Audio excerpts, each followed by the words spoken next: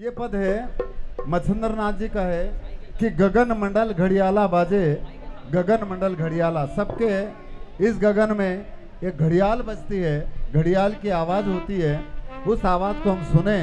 ये मच्छिंद्र नाथ महाराज कह रहे हैं गोरखनाथ से, तो इस वजह से पद है गगन मंडल घड़ियाला बाजे, गगन मंडल घड़ियाला।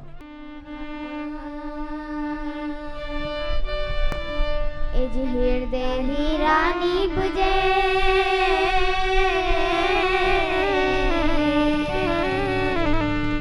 हृदय हीरानी बुझे नाभि कमल के बीच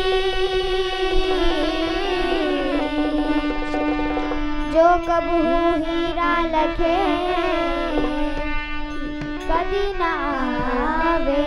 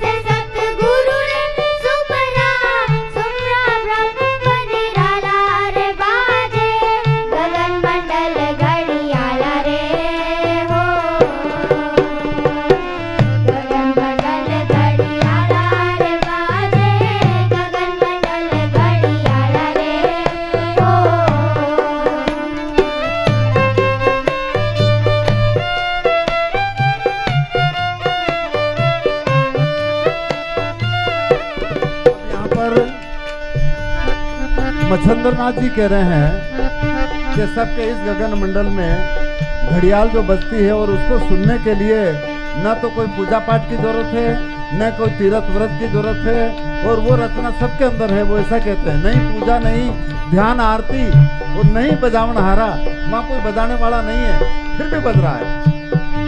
और वो कैसा है, आगे कहा है,